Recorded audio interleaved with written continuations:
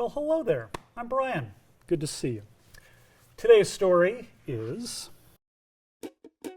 My Cow Likes Pickles. My cow likes pickles, said the farmer to the policeman.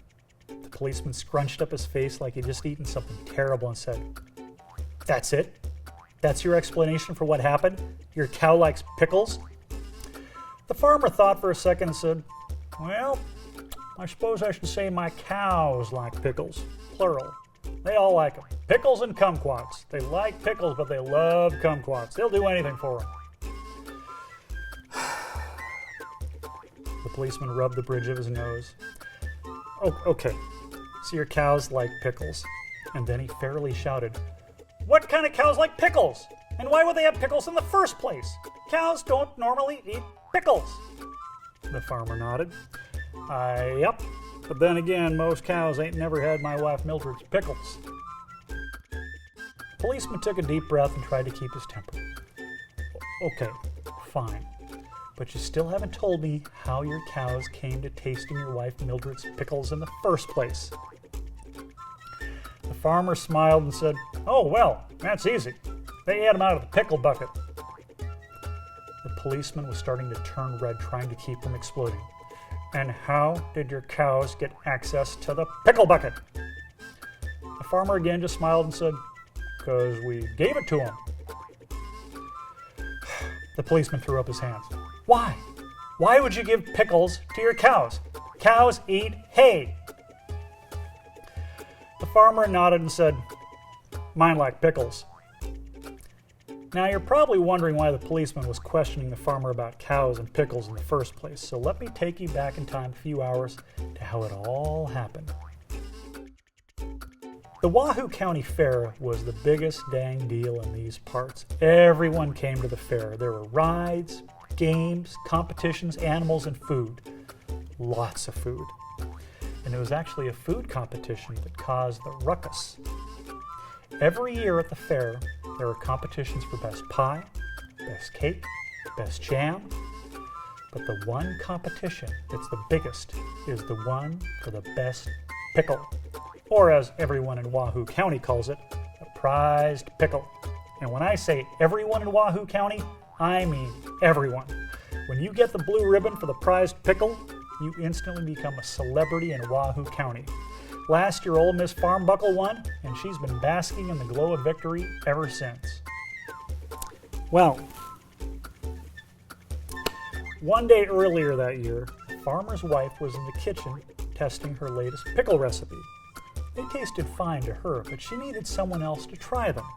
The farmer himself wasn't around, so for some reason, the farmer's wife decided that their cows would make excellent test subjects for her pickles, even though cows aren't normally known for eating pickles.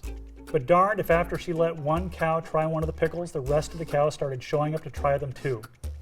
I mean, who knows? Maybe cows talk to each other. Maybe during the night, the one cow that tried the pickles said to the other cows, "Psst, hey, you know something? Pickles are awesome.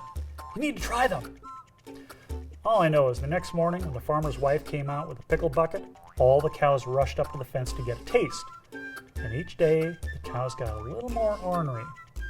They pushed, they shoved, just so they could get first crack at the pickle bucket. This went on for weeks until the day of the prized pickle competition. It was a bright, warm, beautiful day. Who would have thought that such a nice summer day would end up in complete and utter disaster? "You happy with the pickles there, Ma?" asked the farmer to his wife. "Oh, yes," she said. "The cows really seem to like this latest batch."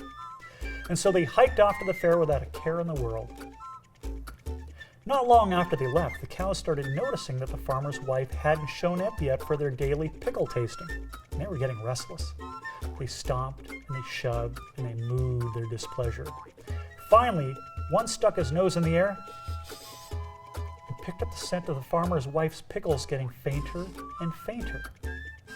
That cow then started to moo extra loud. A few seconds later, the next cow started to moo, and then the next, and then the next. I don't know about you, but I'm pretty sure that the cows were mooing, "We want pickles, we want pickles."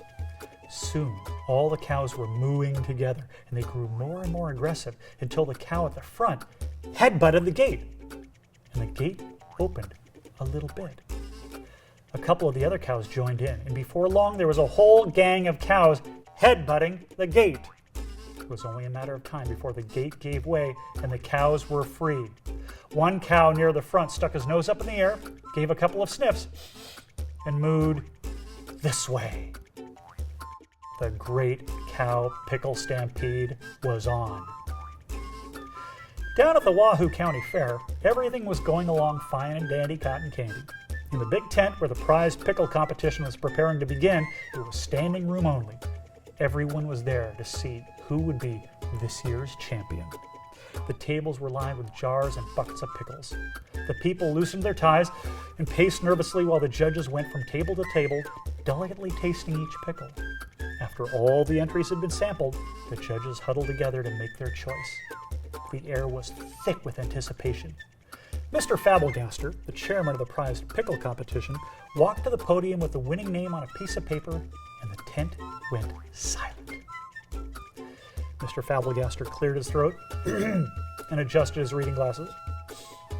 "Ladies and gentlemen of Wahoo County, it is my great pleasure to announce this year's winner of the prized pickle." You could hear a pin drop. It was so quiet. At least it was quiet for a moment. When the sound started, you could barely hear it. It was a low rumble, but it quickly grew. At first, Mr. Fabelgaster didn't seem to notice. He continued on with the award ceremony. "It was a difficult decision, but the judges have agreed that this year's winner is..." And he stopped. And he looked around. And he listened. The rumbling was getting very loud. Was it an earthquake?